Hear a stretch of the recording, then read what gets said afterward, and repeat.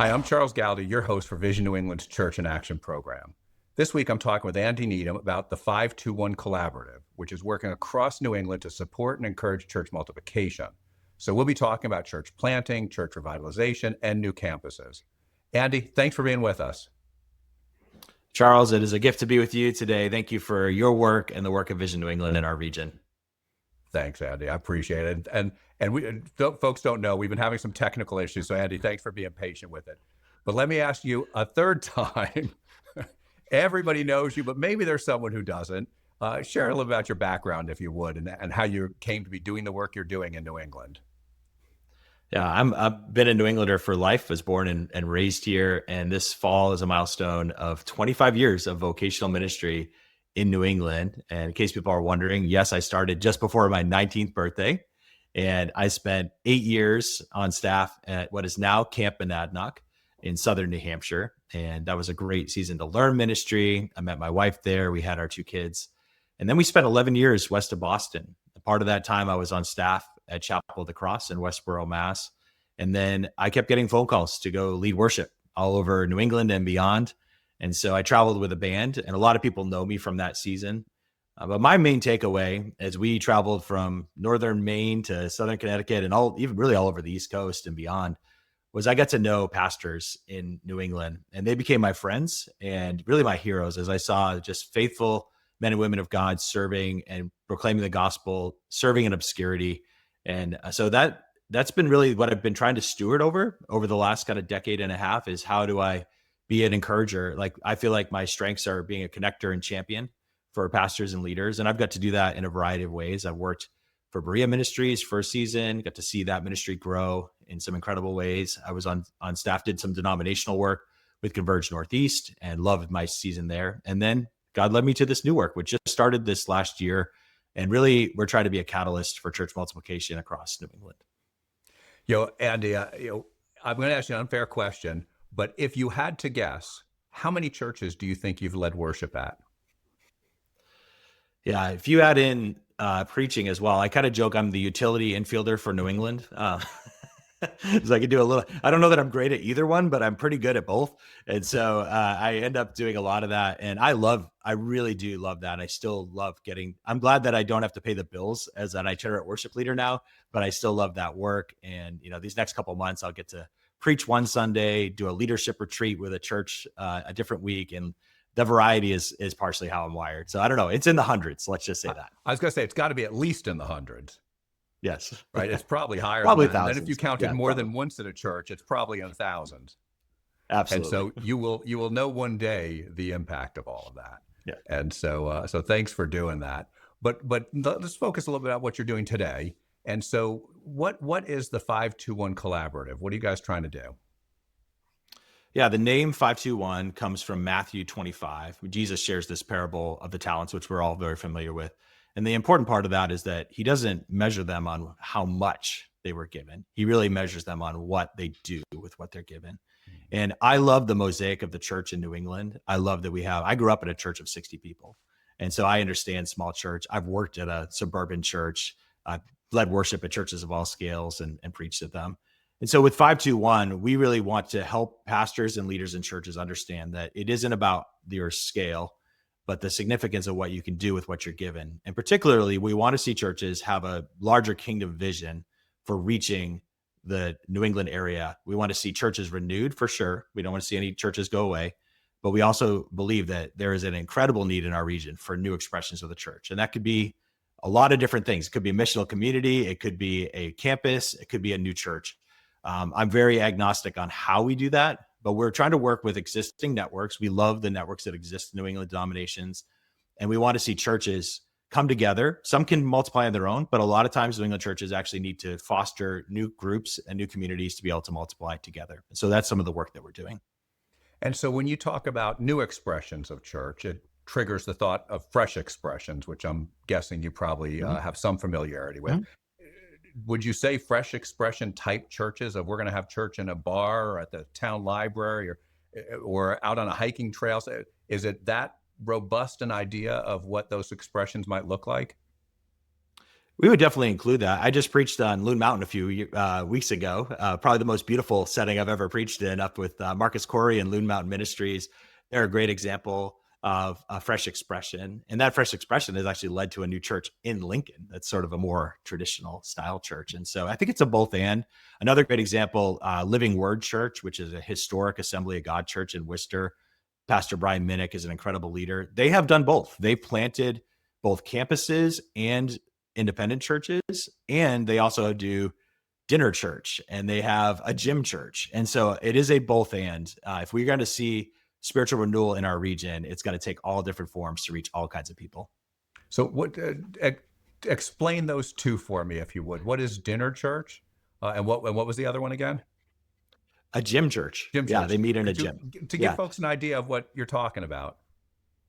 Yeah. So, again, people may nuance these. I know multiple dinner church expressions around New England, but typically it's really just a place, often it's midweek, where a meal is is the centerpiece of the gathering. But then there's the preach word and there's worship, but it's probably a little less formal. It's not a high church expression for sure.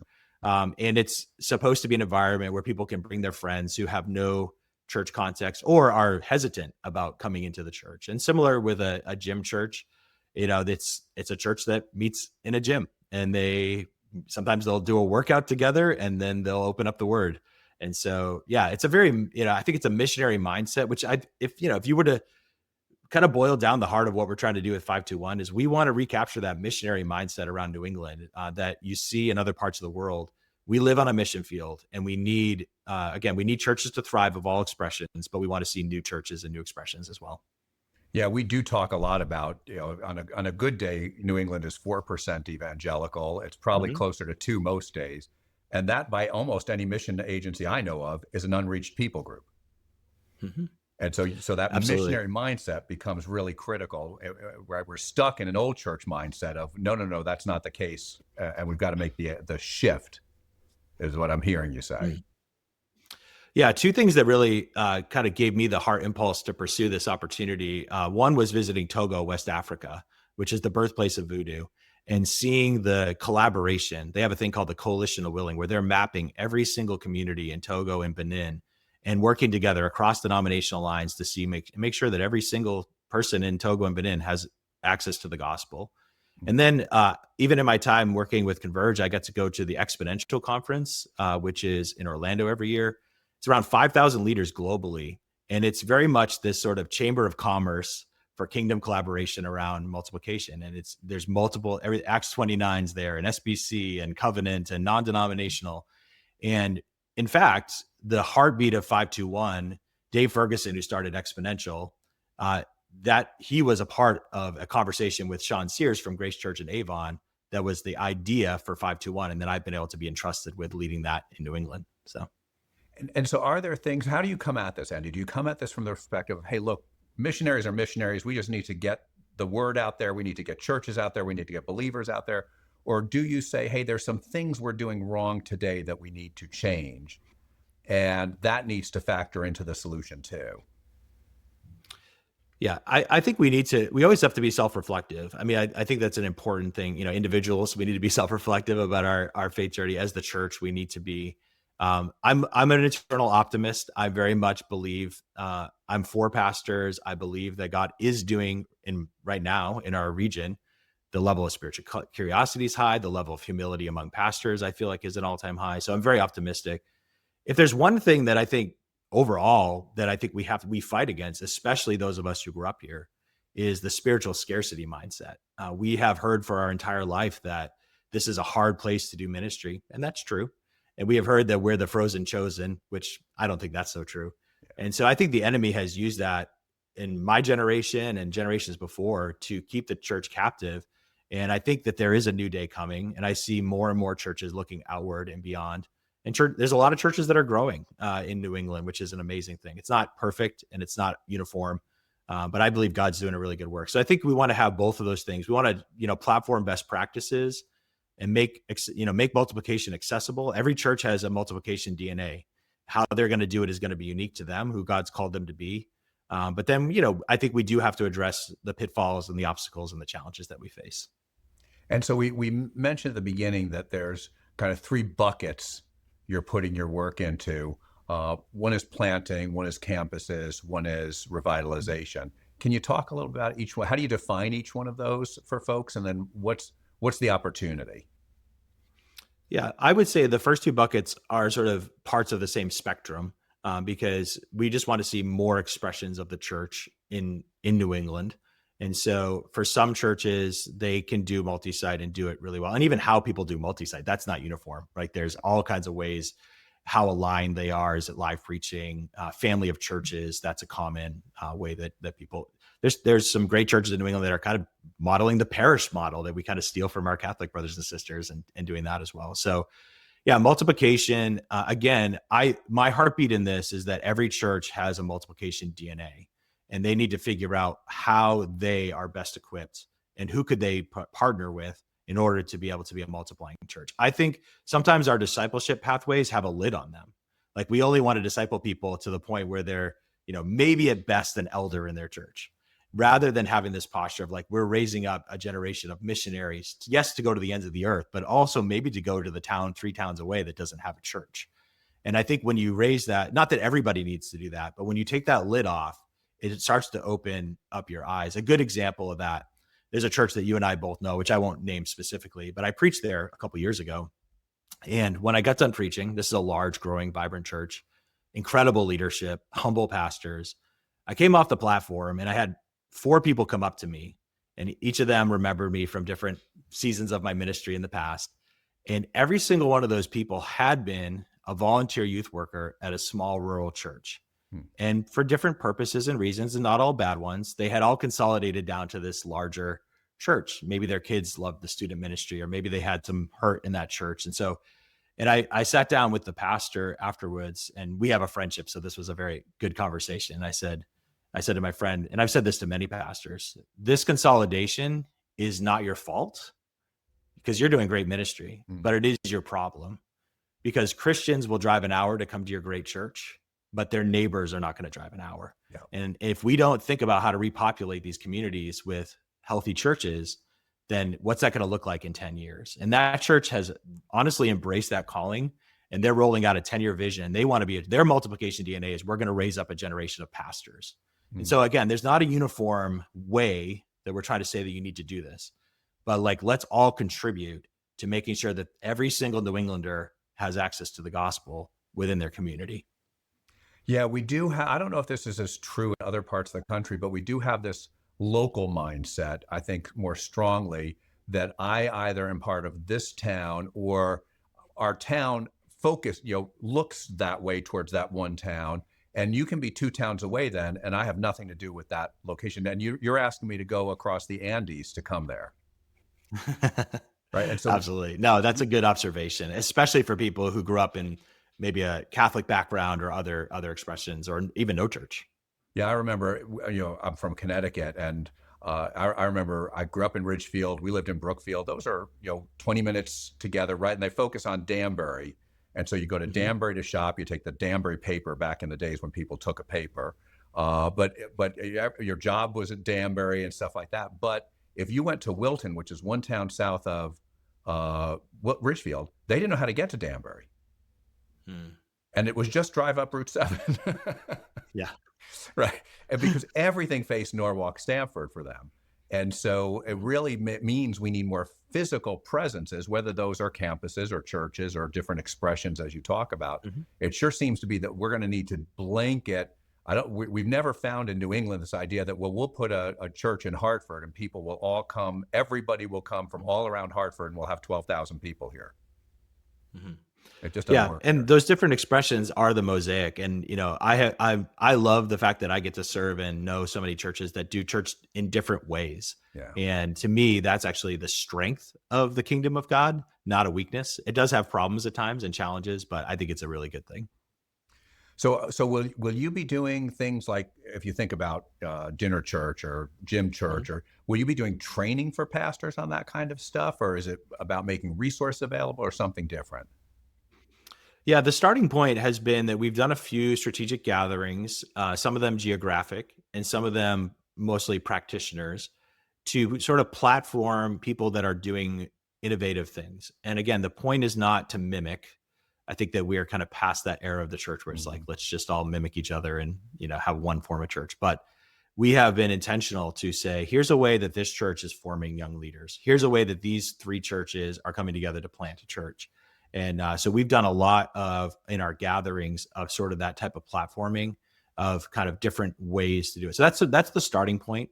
And then through our partnership with Exponential, we have some great coaching resources for those who want to dive in deeper. And we're actually seeing in New Hampshire, there's a cohort of pastors that are coming together that are very unique. One's from a more traditional Baptist church, one's from a Foursquare church, and everything in between. And they're coming together and they're saying, what could we do together to saturate the greater Concord area with churches? So yeah, so that's kind of some of the approaches that we're starting with. Well, talk a little about New Hampshire because you just did something in New Hampshire, and it'll give folks an idea of some of the things you're going to be doing. Yeah, this was one of our first geographically focused gatherings, and we partnered with our mutual friend Chris Gepter. Was a big part of getting people connected and rallied, and it was a pretty incredible time. We saw 60 church leaders, pastors, their staff come together for a lunch. It was a short 1-day event. We took good care of them. I love serving pastors, and we're fortunate, Bruce Boria from Bethany in Greenland, who is just such a faithful servant. I know a big part of Vision New England as well. He spoke a pastoral word. So there was some soul care there. But then we spent the afternoon kind of doing like little TED Talks or interviews of 3 different modalities of the ways that people are building the next generation of pastors and leaders, the way that they're doing church planting or multiplication, and just sort of revealing and showing. And the greatest fruit for me of that, obviously there's what happens that day, but I got so many emails of, hey, could you introduce me to that person that shared and that person that shared? And that's where I think the kingdom multiplication thing really takes root. And, on the heart of raising the next generation of pastors, which there's an incredible shortage of people in the pipeline to be the next generation of pastors. The heartbeat that I have is, sometimes we talk about residency, which is an incredible way to develop pastors. But for a small town pastor who's just trying to make it through their next sermon and hold on, that seems like something that only a big church could do. And so this is a good example with 521 of what we're trying to do. We really have been leveraging the word apprenticeship because every pastor can apprentice another leader. And you can, even if you're a small town pastor, you can find one person in your church that you can, and maybe the outcome is not that they end up in vocational ministry, but that they could be formed. And, I think that is what we're seeing more and more. And so that's just an example of how we're trying to help pastors kind of make multiplication more accessible and within reach for them, even if they're in a smaller context. Yeah, it's interesting you say that because I was with I don't know if you know Dr. Gregory Groover down at Charles Street AME in Boston, and I was down there, and we're walking through kind of the history of the church, and he was pointing out, and so he's been there for 40 years, and he's sent out 40 or 50 pastors, and that's not a 12,000 mega church. It's not tiny, but it's not a massive church. But he had a very intentional process as he was intentional about looking for those people. And then once he found them and they sensed maybe there was something that they were being called to, he spent a year with them, bringing them through a very intentional process. And and that sounds like something we could learn from others on, which is, I think, where you're going. I hear best practice sharing. Oh, yeah. Yeah. Yeah, 100%. I mean, the mantra, you and I both get the phone calls all the time for the open church pulpit or the staff member that needs to be hired. And a lot of my mantra to pastors now is we're not going to be able to buy the next generation of pastors and leaders. We have to build them. Yeah. And, that is an important, really one important part of how we're going to make sure that the spiritual landscape of New England is transformed. Yeah. It's not to say pastors don't come from outside New England and can't be effective here, but it is more than challenging for them to be trained up in a completely different environment and now drop in here and figure out what's New England. But also just economically, it's such a barrier to try and get. If you want to be a pastor on the Cape, you need to have a job that earns a living that allows you to live on the Cape. And now you can pastor there. But the idea of moving here is just so prohibitive for so many. And they can go someplace else and be more effective visually than they will be here and make more money, and it'll be easier. Yeah, Zillow has killed a lot of transplants into New England. So good point. And so So you brought 60, 70 church pastors and their staffs together, and it was all stuff like I hear us saying about best practices. Let's learn from each other. Let's build connections. I love that. I call it the traffic cop function you play of, okay, connect this one to that one, connect this one to that one. And you don't, and that's the yeast, right? The kingdom works like the yeast because nobody sees you doing that. It just happens. And suddenly this guy over here in northern New Hampshire is doing something new and different, and God is moving in it. Just because of that conversation you hooked him up with, or the session he was in. And so, are you going to do more of those? Yeah, I think we've been finding that that space of, 25 to 60 pastors geographically gathering is something that we're hoping around the turn of the year to try that again in Vermont, and working again with Chris Kepner, Riverbank Church, looking at that potentially Maine. And we're trying to be mindful because there are states, for example, in Rhode Island, there's an incredible coalition of churches, and we've been able to partner with Ed Bichette and Together for the Gospel. And we're not trying to recreate things that others aren't doing, but what we are able to do when we find a space where there already are pastors gathering is say, okay, well, our unique voice here is going to be around figuring out multiplication and renewal. And so we want to contribute that. So it's a both and. Like, we definitely will do our own gatherings, and then we want to contribute in other people's spaces to that unique voice. And now you also just did a bigger conference, a multi-day conference. And so tell folks about that, if you would, please. Yeah, the 521 conference actually existed in another form in the late 2010s, as Grace Church in Avon had done that event. I was actually a breakout speaker at one of those events. Little did I know that 5 years later, I would be helping lead the ministry into a new chapter beyond just being a conference. But conferences it's almost like God might have a plan, Andy. I think so. I like following it one day at a time. But the conference was really, like, we kind of similar space there. One of the big conversations that we had at our conference, though, was around the kind of putting some language around the spiritual moment that we're in, because others have talked about it in different ways and some great voices. But probably one of my favorite moments in the entire event was Sarah Cowan Johnson, who is on the national team with Covenant Church Planting. She's a great leader from Rhode Island, an author, part of Sanctuary Church down there. She did a talk just about this great curiosity and what it is that we're seeing in this region, because you have many in Gen Alpha and Gen Z who didn't grow up with a spiritual context.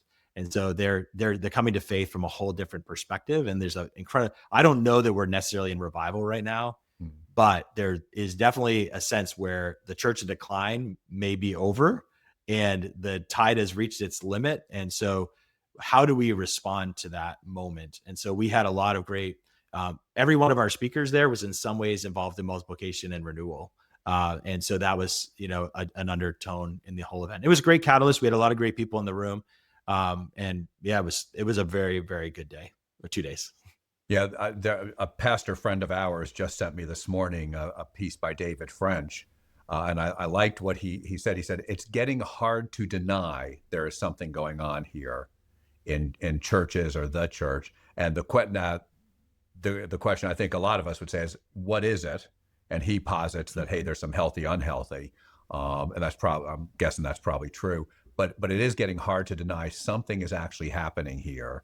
The nuns, Ryan Burge was at an event we did last year, and he's saying, and he introduced the concept of the nuns, and he's saying, it looks like it's plateaued for 3 years. The nuns has not grown. And so that's not to say some denominations aren't shrinking or struggling and stuff like that, but there's a lot of vitality and vibrancy and interesting things happening. And we only have a couple minutes left. Share, if you would, something that you just find exciting that you think folks would want to hear about. Yeah, I think the two things that I get really excited about is when churches that are growing get a vision that's bigger than themselves. I mentioned the story of one church already there, and I see that happening more and more, because I do think with that spiritual curiosity, we see churches that are seeing record numbers.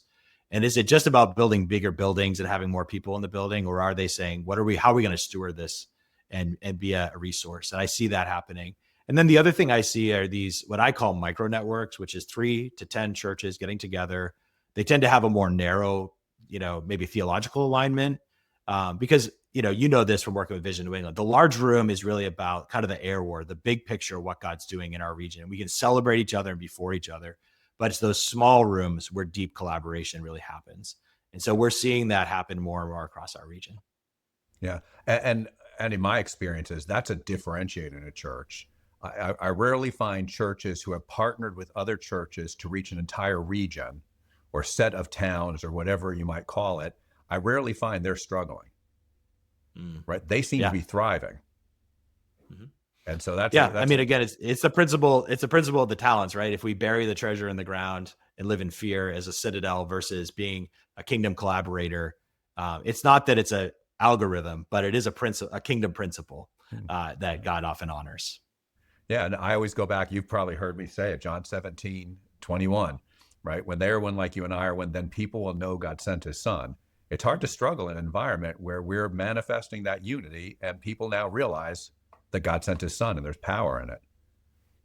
And so, Andy, last word. Absolutely. Yeah, I'm so thankful that I'm not alone in this. There's a lot of good things happening in New England. They present just like a new church coming into a town presents a problem that I've been praying for many years. New expressions and things that are happening. We need the legacy ministries like Vision New England to continue to thrive. And I'm excited to see what even the generation behind me are going to come up with. So I'm here for it. I'm excited for it. I'm ready to champion anyone who is seeing, invested in seeing the gospel saturate our region. Andy, thank you so much for taking time to be with us today. But thank you even more for your faithful service and what you're doing now in this next phase of what God is doing through you. I'm really grateful for you, brother. Thanks, Charles. This program is created by Vision New England, which helps the church work in unity to make disciples, do justice, and share Jesus, to accelerate evangelism so that New England will be transformed. You can find additional resources and partner in our mission at visionnew.org. This program is brought to you by our friends at the Palau Association, who are dedicated to proclaiming the good news, uniting the church, and impacting cities worldwide. Join us next Sunday at 2 p.m. on Life Changing Radio. Thanks so much, and God bless you. At Leadership Transformations, we believe that when you have the right resources to help you slow down and experience a deep and refreshing connection to God, you can become the discerning leader you know you are created to be. Friends, Steve Macchia here, and I have a free gift for your soul. It's called Pathways. Pathways is our weekly email aimed at offering you soul-nourishing content for the journey. It contains readings, prayers, spiritual practices, a link to the Discerning Leader podcast, as well as information about all of our upcoming soul care retreats, workshops, and online offerings. So head on over to leadershiptransformations.org today and sign up for this free resource. It will help you slow down and be more. God bless you, friends.